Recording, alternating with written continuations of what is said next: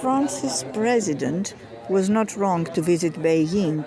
It is reasonable, too, for Europe to conduct its own policy towards China, however tricky it is to agree on a message. Having alerted fellow Europeans back in 2019 to the strategic threat, Mr. Macron is fully aware of the danger that an authoritarian China poses. Yet he fell ahead, first into two traps, presumably to the delight of China's president, Xi Jinping. Mr. Macron's first error was to further China's ambition to divide Europeans and peel Europe from America. The choreography of the trip contributed to both. He had hoped to display European unity, insisting to the Chinese that he bring with him Ursula von der Leyen, head of the European Commission. But that idea collapsed under the weight of Chinese protocol and the dovish Mr. Macron's desire to spend hours tete-a-tete with Mr. Xi.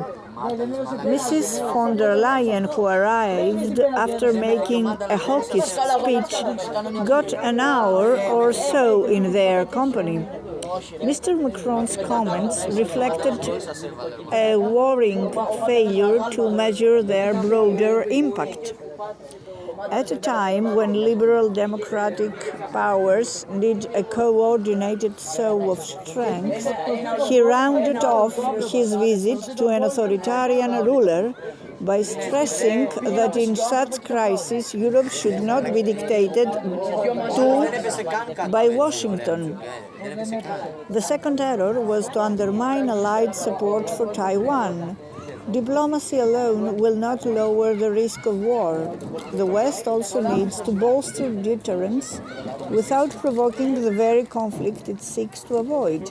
France, with bases in the Indo-Pacific, contributes more militarily to such efforts than any other European Union power. This weekend, amid China's drills, it sailed a frigate through the Taiwan Strait. That is to be commended. But what could have been a display of Allied unity and resolve was undermined by Mr. Macron's suggestion that Taiwan is not Europe's problem.